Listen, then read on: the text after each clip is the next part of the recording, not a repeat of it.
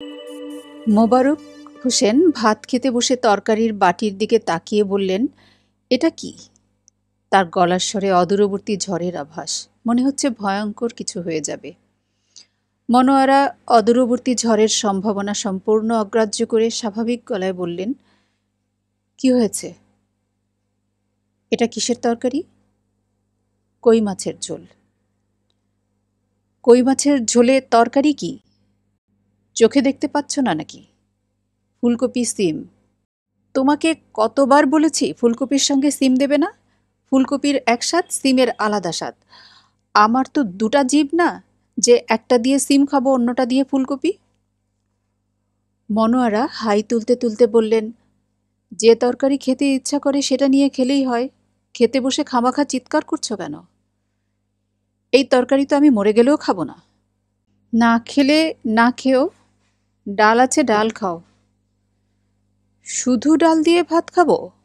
মনোয়ারা তীক্ষ্ণ গলায় বললেন, এটা তো হোটেল না যে 14 পদের রান্না আছে। মোবারক হোসেনের প্রচণ্ড ইচ্ছে হচ্ছে তরকারির বাটি ছুঁড়ে মেঝেয় ফেলে দিতে। এই কাজটা করতে পারলে রাগটা ভালো দেখানো হতো। এতটা বাড়াবাড়ি করতে সাহসে কুলাচ্ছে না। মনোয়ারা সহজ পাত্রী না, তার চীনামাটির বাটি ভাঙবে আর সে চুপ করে থাকবে, এটা হবার নয়। মোবারক হোসেন কই মাছের ঝোলের বাটি ধাক্কা দিয়ে সরিয়ে উঠে দাঁড়ালেন। ধাক্কাটা হিসেব করে দিলেন, যেন তরকারি পড়ে যায় আবার বাটিটাও না ভাঙে। মনোয়ারা বললেন, কি হলো, খাবে না?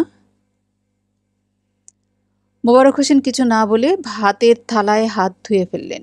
থালায় ভাত বাড়া ছিল, কিছু ভাত নষ্ট হলো। হাত ধোয়ার দরকার ছিল না। হাত তার পরিষ্কার, খাওয়া শুরুর আগেই গন্ডগোল বেঁধে গেল। মনোয়ারা বললেন, ভাত খাবে না? মোবারক হোসেন বললেন, না, তোমার ভাতে আমি ইয়ে করে দেই।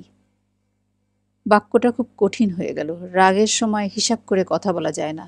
তবে কঠিন বাক্যেও কিছু হলো না। মনোয়ারা খুবই স্বাভাবিক ভঙ্গিতে তরকারির বাটি, ডালের বাটি তুলে ফেলতে শুরু করলেন, যেন কিছুই হয়নি। মোবারক হোসেন স্তম্ভিত হয়ে পড়লেন। পরিবারের প্রধান মানুষটা রাগ করে বলছে ভাত খাবে না, তাকে সাধাসাধি করার একটা ব্যাপার আছে না? মনোয়ারা কি বলতে পারতো না, ভুল হয়েছে, ভবিষ্যতে আর কখনো সিম আর ফুলকপি একসঙ্গে রাধা হবে না? কিংবা বলতে পারত, 2 মিনিট বসো, চট করে একটা ডিম ভেজে দেই, শুকনা মরিচ আর পেঁয়াজ কচলে মরিচের ভর্তা বানিয়ে দেই। মরিচের ভর্তা তার অত্যন্ত প্রিয়। এই জিনিসটা বানাতে কতক্ষণ লাগে? তা না, ভাত তরকারি তুলে ফেলছে। 30 বছরের বিবাহিত জীবনের এই হলো ফসল। মোবারক হোসেনের তীব্র ইচ্ছা হলো বাড়িঘর ছেড়ে গৌতম বুদ্ধের মতো বের হয়ে পড়েন। এরকম ইচ্ছা তার প্রায়ই হয়। বাড়ি থেকে বের হন, রেল স্টেশনে গিয়ে ঘণ্টাখানিক বসে থাকেন। মোল্লার দৌড় মসজিদ পর্যন্ত তার রেল স্টেশন পর্যন্তই। মোবারক হোসেন নান্দাইল রোড রেল স্টেশনের স্টেশন মাস্টার। রাত 9টায় একটা আপ ট্রেন ছেড়ে দিয়ে খেতে এসেছিলেন। খেতে এসে এই বিপত্তি। সিম আর ফুলকপির ঘোট বানিয়ে বসে আছেন। মোবারক হোসেন মাফলার দিয়ে কান ঢাকতে শুরু করলেন। এটা হলো তার ঘর ছেড়ে বাইরে যাবার সংকেত। অতি সহজেই তার কানে ঠান্ডা লেগে যায় বলে সবসময় মাফলার দিয়ে কান ঢাকতে হয়। আর এবছর তুন্দ্রা অঞ্চলে শীত পড়ছে। আগুনের ওপর বসে থাকলেও শীত মানে না। মনোয়ারা বললেন, যাচ্ছ কোথায়? তিনি জবাব না দিয়ে গায়ে চাদর জড়ালেন। স্টেশনে যাচ্ছ? তিনি এই প্রশ্নের জবাব দিলেন না। হাত মোজা পরতে লাগলেন। হাত মোজা পরা ঠিক হচ্ছে না। মনোয়ারা মাত্র কিছুদিন আগে হাত মোজা বুনে দিয়েছেন। তার উচিত হাত মোজা জোড়া নর্দমায় ফেলে দেয়া। কিন্তু বাইরে মাঘ মাসের দুর্দান্ত শীত। খোলা মাঠের উপর রেল স্টেশন, শীত সহ্য হবে না। গৌতম বুদ্ধ কপিলাবস্তুতে না থেকে যদি নান্দাইল রোডে থাকতেন এবং মাঘ মাসে গৃহত্যাগ করতেন, তাহলে তিনিও হাত মোজা পরতেন, গলায় মাফলার বাঁধতেন। রাতে ফিরবে? না ফিরলে বলে যাও, দরজা লাগিয়ে দেব, যা ইচ্ছা করো। আমি কিন্তু শুয়ে পড়লাম, রাত দুপুরে ফিরে এসে দরজা ধাক্কাধাক্কি করবে না। তোর বাপের দরজা সরকারি বাড়ির সরকারি দরজা, আমার যখন ইচ্ছা ধাক্কাধাক্কি করব। তুই তোকারি করবে না। আমি তোমার ইয়ার বন্ধু না। চুপ, একদম চুপ, নো টক। মোবারক হোসেন অগ্নি দৃষ্টিতে স্ত্রীর দিকে তাকালেন। সেই দৃষ্টির অর্থ, তুমি জাহান্নামে যাও। তিনি ঘরের কোণায় রাখা ছাতা হাতে বের হয়ে গেলেন। তিনি বের হওয়া মাত্র দরজা বন্ধ করার ঝপাত শব্দ হলো। মোবারক হোসেন ফিরে এসে বন্ধ দরজায় প্রচণ্ড লাথি বসালেন। এতে তার রাগ সামান্য কমল। তিনি রেল স্টেশনের দিকে রওনা হলেন। রাত নিশুতি, ভয়াবহ ঠান্ডা পড়েছে। রক্ত মাংস ভেদ করে শীত হাড়ের মজ্জায় চলে যাচ্ছে। কুয়াশায় চারদিক ঢেকে গেছে, এক হাত দূরের জিনিসও দেখা যায় না। অথচ শুক্লপক্ষ, আকাশে চাঁদ আছে। মোবারক হোসেনের পকেটে দুই ব্যাটারির টর্চও আছে। টর্চ জ্বালাতে হলে চাদরের ভেতর থেকে হাত বের করতে হয়। তিনি তার প্রয়োজন বোধ করছেন না। গত 10 বছর তিনি এই রাস্তায় যাতায়াত করছেন। চোখ বেঁধে দিলেও চলে আসতে পারবেন। রেল স্টেশনের আলো দেখা যাচ্ছে। পয়েন্টসম্যান হেদায়েত স্টেশনেই ঘুমায়। সে মনে হয় আছে। আজ তার বোনের বাড়িতে যাবার কথা, মনে হয় যায়নি। যে শীত নেমেছে, যাবে কোথায়? মোবারক হোসেন স্টেশনের বাতি দেখে খানিকটা স্বস্তি বোধ করলেন। হেদায়েত থাকলে তাকে দিয়ে চিড়ামুড়ি কিছু আনানো যাবে। খিদেয় তিনি অস্থির হয়ে আছেন। উপোস অবস্থায় রাত পার করা যাবে না। বিকেলেও কিছু খাননি। বিকেলের নাশতা হিসেবে মুড়ি এবং নারকেল কোড়া দিয়েছিল। এমন গাধা মেয়ে ছেলে! নারকেল কোড়া হলো ভেজা ন্যান্তা একটা জিনিস। মুড়িকে সেই জিনিস মিইয়ে দেবে, এটা তো দুধের শিশুও জানে। 2 মুঠ মুখে দিয়ে তিনি আর খাননি। এখন অবশ্যই মনে হচ্ছে ন্যাতা মুড়িয়ে তিনি 1 গামলা খেয়ে ফেলতে পারবেন। তবে শীতের রাতের আসল খাওয়া হলো আগুন গরম গরুর গোশত, তার সঙ্গে চালের আটার রুটি। এই গরুর গোশত ভুনা হলে চলবে না, প্রচুর ঝোল থাকতে হবে। মনোয়ারাকে বললে সে ইচ্ছা করে ঝোল শুকিয়ে ভুনা করে ফেলবে। চালের আটার রুটির পরিবর্তে আটার রুটি করবে এবং পরে বলবে। মোবারক হোসেনের চিন্তার সূত্র হঠাৎ জট পাকিয়ে গেল, কারণ তার চোখে ধক করে সবুজ আলো এসে পড়ল। তিনি হুমড়ি খেয়ে পড়তে পড়তে নিজেকে সামলালেন। আলোটা এসেছে স্টেশন ঘর থেকে। কেউ মনে হয় টর্চ ফেলেছে। 5 ব্যাটারির টর্চ এবং এরকম কিছু। হঠাৎ চোখে পড়েছে বলে সবুজ রং মনে হচ্ছে। টর্চের আলো সবুজ হবার কোনো কারণ নেই। নান্দাইল রোড রেল স্টেশনটা এই অঞ্চলের মতোই দরিদ্র। একটি ঘর, সেই ঘরে জানালা নেই। টিকিট দেওয়ার জন্যে যে ফাঁকটা আছে তাকে জানালা বলার কোনো কারণ নেই। মোবারক হোসেন যখন এই ঘরে বসে টিকিট দেন, তখন তার মনে হয় তিনি কবরের ভেতর বসে আছেন। মুনকার নেকের তার সওয়াল জবাব করবে। সওয়াল জবাবের ফাঁকে ফাঁকে তিনি টিকিট দিচ্ছেন। সব স্টেশনে একটা টিউবওয়েল থাকে। যাত্রীরা ট্রেন থেকে নেমে পানি খায়। ফ্লাস্ক ভর্তি করে পানি নিয়ে ট্রেনে ওঠে। এই স্টেশনে কোনো টিউবওয়েলও নেই। যাত্রীদের বসার জায়গা নেই। বছর 3 আগে 2টা প্রকাণ্ড রেইন ট্রি গাছ ছিল। গাছ দুটার জন্য স্টেশনটা সুন্দর লাগত। আগের স্টেশন মাস্টার গাছ কাটিয়ে 11,000 টাকায় বিক্রি করে দেন। এতে পরে তার সমস্যা হয়েছিল। তাকে বদলি করে দেয়া হয়। তার জায়গায় আসেন মোবারক হোসেন। তার চাকরি এখন শেষের দিকে। এই সময় কপালে কোনো ভালো স্টেশন জুটল না। জুটল ধ্যাদ্দার নান্দাইল রোড। স্টেশনের লাগোয়া কোনো চায়ের স্টল পর্যন্ত নেই। হঠাৎ চা খেতে ইচ্ছে হলে কেরামতকে পাঠাতে হয় বয়েল বাজার। চা আনতে আনতে ঠান্ডা পানি মুখে দিয়ে থুক করে ফেলে দিতে হয়। রেল স্টেশনের সঙ্গে চায়ের দোকান থাকবে না, এটা ভাবাই যায় না। এর আগে তিনি যে স্টেশনে ছিলেন সেখানে 2টা চায়ের দোকান ছিল, হিন্দু স্টল, মুসলিম টি স্টল। 2টা চায়ের দোকানের মালিকই অবশ্যই মুসলিম। মোবারক হোসেন স্টেশন ঘরের মাথায় এসে দাঁড়ালেন। চারদিকে ধু ধু করছে, জনমানব নেই। স্টেশন ঘরের সামনে তার চোখে যে আলো ফেলেছিল তাকেও দেখা যাচ্ছে না। মনে হয় কুয়াশার কারণে দেখা যাচ্ছে না। মোবারক হোসেন ঠিক করলেন লোকটাকে 2-1টা কঠিন কথা বলবেন। মানুষের চোখে টর্চ ফেলা অসম্ভব বেয়াদবি। মহারানী ভিক্টোরিয়াও যদি কারো চোখে টর্চ ফেলেন, সেটাও বেয়াদবি। স্টেশন ঘরের বাতি জ্বলছিল বলে তিনি যে দূর থেকে দেখেছেন, এটা সত্যি না। স্টেশন ঘরে বাতি জ্বলছিল না। হেদায়েত নিশ্চয়ই বোনের বাড়ি চলে গেছে। মোবারক হোসেন তালা খুলে স্টেশন ঘরে ঢুকলেন। স্বস্তির নিঃশ্বাস ফেললেন। ঘরটা বাইরের মতো হিমশীতল না। উত্তরে বাতাস তাকে কাবু করে ফেলেছিল। বাতাসের হাত থেকে জীবন রক্ষা পেয়েছে। তিনি হারিকেন জ্বালালেন। তার ভয় ছিল হারিকেনে তেল থাকবে না। দেখা গেল তেল আছে। সারা রাত জ্বলার মতোই তেল আছে। স্টেশন ঘরে তার বিছানা আছে, তোশক, লেপ, চাদর, বালিশ। খাওয়া এবং ঘুমানোর ব্যাপারে তার কিছু শৌখিনতা আছে বলে লেপ তোশক ভালো রাখেন। বিছানার চাদরটাও ভালো। যদিও মোবারক হোসেনের ধারণা মাঝে মধ্যে হেদায়েত নিজের বিছানা রেখে তার বিছানায় শুয়ে থাকে, কারণ তিনি হঠাৎ হঠাৎ বিছানার চাদরে উৎকট বিড়ির গন্ধ পান। হেদায়েতকে জিজ্ঞেস করেছিলেন, সে চোখ কপালে তুলে বলেছে, আমার কি বিছানার অভাব হয়েছে? ব্যাটাকে একদিন হাতে নাতে ধরতে হবে। মোবারক হোসেন বিছানা করতে শুরু করলেন। শীত যেভাবে পড়েছে, অতি দ্রুত লেপের ভেতর ঢুকে যেতে হবে। ক্ষুধার যন্ত্রণায় ঘুম আসবে কিনা। নিজের বোকামির উপর তার এখন প্রচণ্ড রাগ লাগছে। রাগ করে ভাত না খাওয়া খুবই অন্যায় হয়েছে। তার চেয়েও অন্যায় হয়েছে বাড়ি ছেড়ে চলে আসা। তিনি কেন বাড়ি ছাড়বেন? এক কাপ গরম চা পাওয়া গেলে এই ভয়ঙ্কর রাতটা পার করে দেয়া যেত। মোবারক হোসেন ঠিক করে ফেললেন, এবারের বেতন পেয়েই একটা কেরোসিনের চুলা কিনবেন। একটা সসপ্যান, চা পাতা, চিনি। যখন ইচ্ছা হলো নিজের চা বানিয়ে খেলেন। মুড়ির টিনে কিছু মুড়ি থাকলো, মুড়ির সঙ্গে খেজুরের গুড়। শীতের রাতে মুড়ি আর খেজুর গুড় হলে বেহেশতি খানা। ডিম থাকলে সসপ্যানে পানি ফুটিয়ে একটা ডিম সিদ্ধ করে ফেলা। গরম ভাপে ওঠা ডিম সিদ্ধ লবণের ছিটা দিয়ে খাওয়া। উফ! মোবারক হোসেনের জিভে পানি চলে এলো। মোবারক হোসেনের খাদ্য সংক্রান্ত চিন্তার সূত্রটি আবারও জট পাকিয়ে গেল। আবারও তার চোখে সবুজ আলো ঝলসে উঠল। এমন কড়া আলো যে আলো নিভলে চারদিকে কিছুক্ষণের জন্য অন্ধকারে ডুবে যায়। হারিকেনের আলো সেই অন্ধকার দূর করতে পারল না।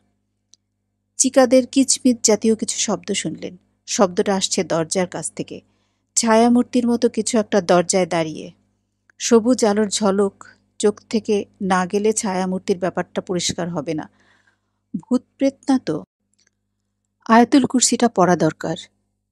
সমস্যা হচ্ছে এই সূরাটা তার মুখস্থ নেই। মনোয়ারা আছে, সে কারণে অকারণে আয়াতুল কুরসি পড়ে। কে জানে, এখনো হয়তো পড়ছে। খালি বাড়ি, মেয়ে ছেলে একা, ভয় পাবারই কথা। শীতকালে আবার ভূত প্রেতের আনাগোনা একটু বেশি থাকে। মোবারক হোসেনের চোখে আলো সয়ে এসেছে। তিনি হাঁ করে দরজার দিকে তাকিয়ে আছেন। চিকার চিকচিক শব্দটা সেখান থেকেই আসছে। দরজা ধরে একজন মেয়ে মানুষ দাঁড়িয়ে আছে। কিচকিচ শব্দটা সেই করছে। যে দাঁড়িয়ে আছে সে আর যাই হোক ভূতপ্রেত না। ভূতপ্রেত হলে টর্চ লাইট নিয়ে দাঁড়িয়ে থাকবে না। ভূতের পায়ে বুটজুতা থাকবে না। মাথায় হ্যাট জাতীয় জিনিসও থাকবে না। চোখে রোদ চশমা থাকবে না। মোবারক হোসেন বিড়বিড় করে বললেন, আপনার পরিচয়? বলেই মোবারক হোসেন মেয়েটির দিক থেকে দৃষ্টি ফিরিয়ে নিলেন, কারণ তার ভয় হতে লাগলো মেয়েটি বলে বসবে আমি মানুষ না অন্য কিছু।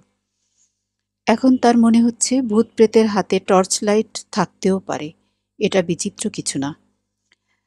একবার তিনি একটা গল্পে শুনেছেন, রাতে এক ভূত সাইকেল চালিয়ে যাচ্ছিল, তবে সাইকেলের চাকা রাস্তায় ছিল না, রাস্তা থেকে আধা ফুটের মতো উপরে ছিল। ভূত যদি সাইকেল চালাতে পারে তাহলে টর্চ লাইটও হাতে নিতে পারে, চোখে রোদ চশমাও পড়তে পারে, চিকার মতো চিকচিক আওয়াজও করতে পারে। আমার নাম এলা। আপনি কি আমার কথা এখন বুঝতে পারছেন? মোবারক হোসেন আবারও বিড়বিড় করে বললেন, জি। পরিষ্কার বুঝতে পারছেন? জি। বাংলা ভাষায় কথা বলছেন, বুঝবো না কেন? না, আমি বাংলা ভাষায় কথা বলছি না। আমি আসলে কোনো ভাষাতেই কথা বলছি না। আমার চিন্তাগুলো সরাসরি আপনার মাথায় পাঠিয়ে দিচ্ছি। আপনি যে ভাষায় কথা বলছেন সেই ভাষাও আমি বুঝতে পারছি না, তবে আপনার মস্তিষ্কের চিন্তা বুঝতে পারছি। মোবারক হোসেন ক্ষীণ স্বরে বললেন, জি আচ্ছা, ধন্যবাদ। আপনি এই ক্ষমতাকে দয়া করে কোনো টেলিপ্যাথিক বিদ্যা ভাববেন না। এই ক্ষমতা আমার নেই। আমি এই কাজটার জন্য ছোট্ট একটি যন্ত্র ব্যবহার করছি। যন্ত্রটার নাম G9000। মোবারক হোসেন আবারও যন্ত্রের মতো বললেন, জি আচ্ছা, ধন্যবাদ। আপনি কি আমাকে ভয় পাচ্ছেন? জি না। আয়াতুল কুরসি ব্যাপারটা কি? আপনি মনে মনে সারাক্ষণ আয়াতুল কুরসির কথা ভাবছেন। সে কে? এটা একটা দোয়া, আল্লাহ পাকের পাক কালাম। এই দোয়া পাঠ করলে মন থেকে ভয় দূর হয়। জিন ভূতের আশ্রয় থেকে আল্লাহ পাক মানবজাতিকে রক্ষা করেন। তার মানে আপনি আমাকে ভয় পাচ্ছেন? মোবারক হোসেন শুকনো গলায় বলল, জি না। ভয় না পেলে ভয় কাটানোর দোয়া পড়ছেন কেন? মোবারক হোসেন কি বলবেন বুঝতে পারলেন না। তিনি ভয় পাচ্ছেন এবং বেশ ভালো ভয় পাচ্ছেন। মেয়েটার মেয়েটা কথা বলছে কিন্তু তার ঠোঁট নড়ছে না। ভয় পাবার জন্যে এটাই যথেষ্ট। তার উপর এমন রূপবতী মেয়েও তিনি তার জীবনে দেখেননি। পরিস্থানের কোনো পরী না তো? নির্জন রাতে পরীরা মাঝে মাঝে পুরুষদের ভুলিয়ে ভালিয়ে পরিস্থানে নিয়ে যায়। নানান কুকর্ম করে পুরুষদের ছিবড়া বানিয়ে ছেড়ে দেয়। এই জাতীয় গল্প তিনি অনেক শুনেছেন। তবে পরীরা যুবক এবং সুদর্শন অবিবাহিত ছেলেদেরই নিয়ে যায়। তার মতো বুড়ো নেয় না। তাকে ছিবড়া বানানোর কিছু নেই, তিনি ছিবড়া হয়েই আছেন। মোবারক হোসেন, জি। আমি আপনাকে আমাদের দেশে নিতে পারবো না, ইচ্ছা থাকলেও পারবো না। আমার সেই ক্ষমতা নেই। আমি এসেছি ভবিষ্যৎ পৃথিবী থেকে, পরিস্থান থেকে নয়। আপনাকে ছিবড়া বানানোর কোনো ইচ্ছা আমার নেই। সিস্টার, আপনার কথা শুনে খুব ভালো লাগলো। Thank you. আজকের তারিখ কত দয়া করে বলবেন? মাঘ মাসের 12 তারিখ। ইংরেজিটা বলুন। কোন সন? জানুয়ারি 3, 1997। আমি আসছি 3001 সন থেকে। আসার জন্য ধন্যবাদ। সিস্টার, ভিতরে এসে বসুন। দরজা বন্ধ করে দেই, বাইরে অত্যধিক ঠান্ডা। মেয়েটি ভেতরে এসে দাঁড়ালো। মোবারক হোসেন দরজা বন্ধ করলেন। তারপর মনে হলো কাজটা ঠিক হয়নি। দরজা খোলা রাখা দরকার ছিল, যাতে প্রয়োজনে খোলা দরজা দিয়ে দৌড়ে পালিয়ে যেতে পারেন।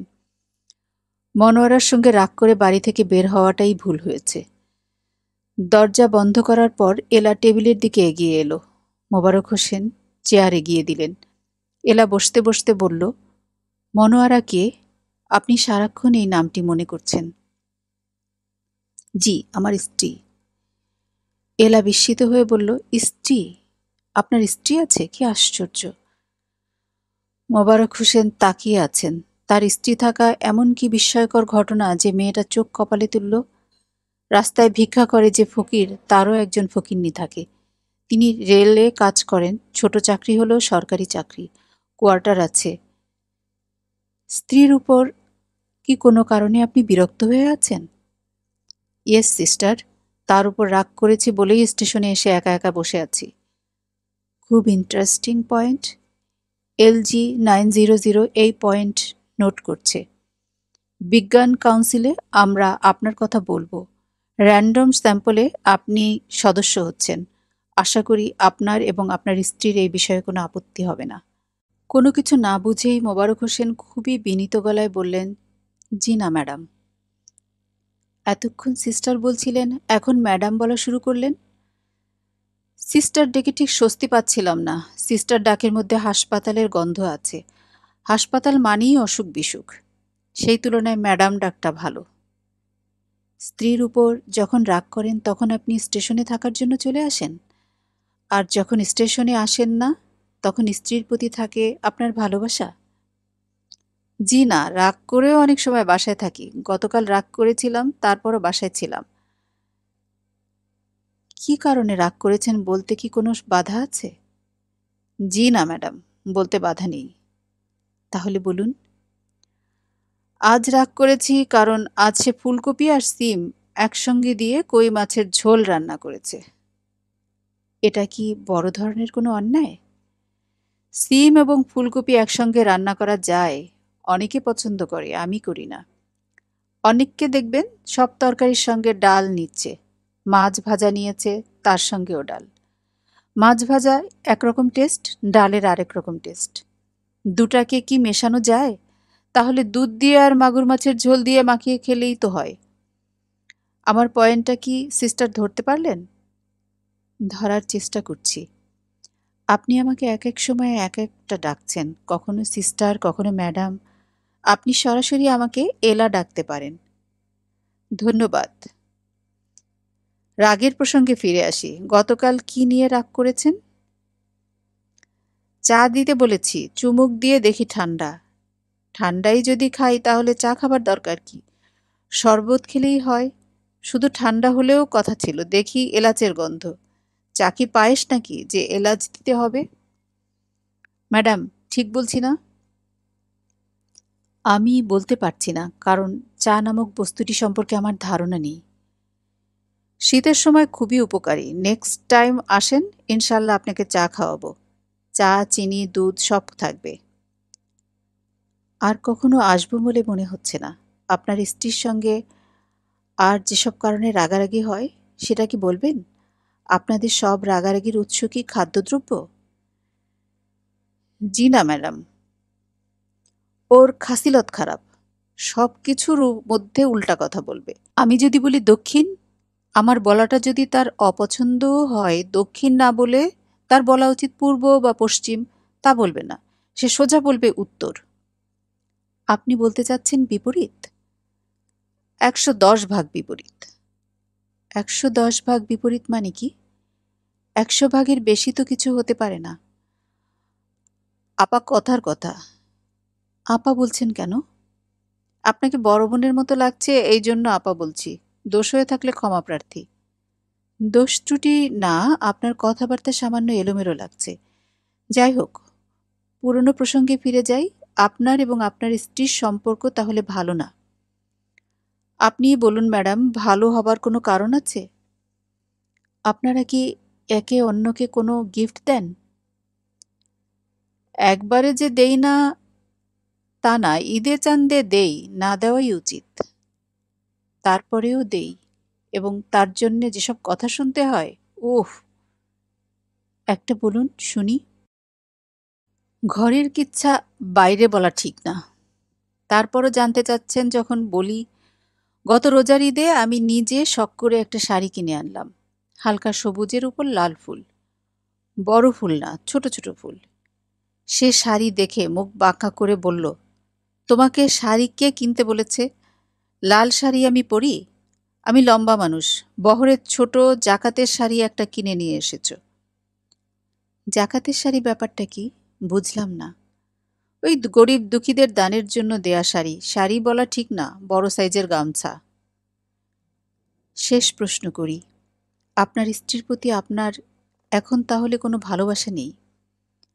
ভালোবাসা থাকবে কেন বলুন? ভালোবাসা থাকলে এই শীতের রাতে আমি স্টেশনে পড়ে থাকি? এলা নামের মহিলা হাতের টর্চ লাইট জ্বালিয়ে কিছুক্ষণের জন্যে চারদিকে সবুজ আলোয় সয়লাব করে আবার বাতিটা নেভালো। দিকে তাকিয়ে হাসি মুখে বলল, আপনি স্টেশনে থাকতে আসায় আমার জন্য খুব লাভ হয়েছে। কি লাভ? আপনার সঙ্গে দেখা হয়েছে, আপনার মতামত পেয়েছি। মতামত রেকর্ড করা থাকবে। ম্যাডাম কি এখন চলে যাবেন? হ্যাঁ, চলে যাব। তেমন খাতির যত্ন করতে পারলাম না, দয়া করে কিছু মনে করবেন না। নিজ গুণে ক্ষমা করবেন। খাতির যত্ন যথেষ্টই করেছেন। আমি আপনার দ্রুততায় মুগ্ধ। আপনাকে একটা সুসংবাদ দিচ্ছি। আমি মনে করি এই সুসংবাদ শোনার অধিকার আপনার আছে। জি ম্যাডাম, সুসংবাদটা বলেন। দুঃসংবাদ শুনে শুনে কান ঝালাপালা। একটা সুসংবাদ শুনে দেখি কেমন লাগে। আপনার ভালো লাগবে। ভবিষ্যৎ পৃথিবী যেখান থেকে আমি এসেছি, সেই পৃথিবীতে পুরুষ সম্প্রদায় নেই, শুধুই নারী। মোবারক হোসেনের মুখ হা হয়ে গেল। ভবিষ্যৎ পৃথিবীতে পুরুষ নেই, শুধুই নারী? এর মধ্যে সুসংবাদটা কোথায়? মোবারক হোসেন ধরতে পারলেন না। ভবিষ্যৎ পৃথিবীতে শুধুই পুরুষ, নারী নেই, এটা শুনলেও একটা কথা ছিল। এলা বলল, পৃথিবীর যাবতীয় সমস্যার 80% ছিল নারী পুরুষ ঘটিত সমস্যা, প্রেম ঘটিত সমস্যা, একসঙ্গে জীবনযাপনের সমস্যা। ইতিহাসে এমনও আছে যে শুধু একটি নারীর জন্যে একটি নগরী ধ্বংস হয়ে গেছে। আছে না? জি আছেন, ট্রয় নগরী। গ্যালাকটিক ব্যুরো সব স্ট্যাটিস্টিক্সের তথ্য অনুযায়ী পৃথিবীতে সংঘটিত অপরাধের 53% নারী ঘটিত। মোবারক হোসেন দীর্ঘ নিঃশ্বাস ফেলে বললেন, খাঁটি কথা বলছেন। ধর্ষণ, অ্যাসিড মারা, নাবালিকা হত্যা, পত্রিকা খুললেই এইসব জিনিস। আল্লাপাক দয়া করেছেন, এখানে পত্রিকা আসে না। এলা বলল, মানুষকে এই সমস্যা থেকে মুক্তি দেবার জন্যে বিজ্ঞান কাউন্সিল একটা বৈপ্লবিক সিদ্ধান্ত নেয়। তাদের সিদ্ধান্ত হচ্ছে পৃথিবীতে পুরুষ এবং মহিলা বলে দু ধরনের মানব সম্প্রদায় থাকবে না। হয় থাকবে শুধু পুরুষ অথবা শুধু মহিলা। যুক্তিসঙ্গত কারণেই শুধু মহিলা রাখার সিদ্ধান্ত গ্রহণ করা হয়, কারণ মহিলাদের ভেতরই দু রকমের ক্রোমোজোম এক্স এবং ওয়াই আছে। বুঝতে পারছেন? কিছুই না বুঝে মোবারক হোসেন বললেন, জি, আপনার কথাবার্তা পানির মতো পরিষ্কার, দুধের শিশুও বুঝবে। বংশবৃদ্ধির জন্যে একসময় পুরুষ এবং রমণীর প্রয়োজন ছিল, এখন সেই প্রয়োজন নেই। মানব সম্প্রদায়ের বংশবৃদ্ধি এখন মাতৃগর্ভে হচ্ছে না, ল্যাবরেটরিতে হচ্ছে। শিশু পালনের যন্ত্রণা থেকেও মানব সম্প্রদায়কে মুক্তি দেয়া হয়েছে। ও, এলা বলল, বর্তমান পৃথিবী সুন্দরভাবে চলছে, সমস্যাহীন জীবনযাত্রা।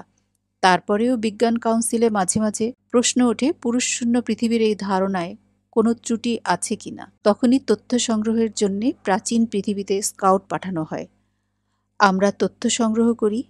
আমাদের পাঠানো তথ্য দৃঢ়ভাবে সমর্থন করে পুরুষশূন্য পৃথিবীর আদর্শ পৃথিবী। মোবারক হোসেন ভয়ে ভয়ে বললেন, আমরা পুরুষরা কি খারাপ? আলাদাভাবে খারাপ না, তবে পুরুষ যখন মহিলার পাশে থাকে তখন খারাপ। সবুজ আলো আবারও চোখ ধাঁধিয়ে দিল। আলো নিভে যাবার পরেও অনেকক্ষণ পর্যন্ত মোবারক হোসেনের চোখে কিছু দেখতে পেলেন না। অন্ধকারে চোখ সয়ে আসার পর তিনি দেখলেন ঘরে আর কেউ নেই, তিনি একা। মোবারক হোসেন সিগারেট ধরালেন এবং সঙ্গে সঙ্গেই নিশ্চিত হলেন এতক্ষণ যা দেখেছেন সবই চোখের ধান্দা। মন মেজাজ ছিল খারাপ, শীতও পড়েছে ভয়াবহ, সব মিলিয়ে চোখে ধান্দা দেখেছেন। একা একটা স্টেশনে থাকা ঠিক না, আবারও চোখে ধান্দা লাগতে পারে। স্ত্রীর সঙ্গে রাগ করে বের হয়ে এসে আবারও ফিরে যাওয়াটা অত্যন্ত অপমানকর, কিন্তু কি আর করা, মানুষ হয়ে জন্ম নিলে বারবার অপমানের ভেতর দিয়ে যেতে হয়। বাসায় ফিরে গেলেও খাওয়া দাওয়া করা যাবে না, কিছুটা রাগ তাতে দেখানো হবে। মোবারক হোসেন বাড়ি ফিরলেন। মনোয়ারা বলামাত্র হাত মুখ ধুয়ে খেতে বসলেন। মনোয়ারা এর মধ্যেই ফুলকপি দিয়ে কই মাছের ঝোল করেছেন এবং সেই ঝোল এত সুস্বাদু হয়েছে যা বলার মতো না। রান্নাবান্নার কোনো ইতিহাসের বই থাকলে কই মাছের এই ঝোলের কথা স্বর্ণাক্ষরে সেই বইয়ে লেখা থাকার কথা। মোবারক হোসেনের খুব ইচ্ছা করছে এই কথাটা স্ত্রীকে বলা, শুনলে বেচারি খুশি হবে, কিন্তু তিনি কিছু বললেন না, কারণ মনোয়ারার চোখ লাল এবং ফোলা, সে এতক্ষণ কাঁদছিল। মোবারক হোসেন যতবারই রাগ করে বাইরে চলে যান ততবারই মনোয়ারা কেঁদে চোখ ফুলিয়ে ফেলেন। এই তথ্যটা মোবারক হোসেনের মনে থাকে না। মোবারক হোসেন নরম গলায় বললেন, বউ ভাত খেয়েছ? মনোয়ারা ভেজা গলায় বললেন, না। মোবারক হোসেন ভাত মাখিয়ে নলা করে স্ত্রীর মুখে দিয়ে বললেন, দেখি হা করো তো। মনোয়ারা বললেন, ঢং করো না তো, তোমার ঢং অসহ্য লাগে। অসহ্য লাগলেও এ ধরনের ঢং মোবারক হোসেন প্রায়ই করেন। এলা নামের মেয়েটাকে এই গুরুত্বপূর্ণ কথাটা বলা হয়নি। মোবারক হোসেন মনোয়ারার দিকে তাকিয়ে বললেন, কই খাও, ভাত হাতে কতক্ষণ বসে থাকবো? মনোয়ারা বললেন, বুড়ো বয়সে মুখে ভাত? ছি ছি বললেও তিনি এগিয়ে এলেন, তার মুখ ভর্তি লজ্জা মাখা হাসি। আপনারা এতক্ষণ শুনছিলেন হুমায়ূন আহমেদের বিজ্ঞান কল্পকাহিনী সম্পর্ক।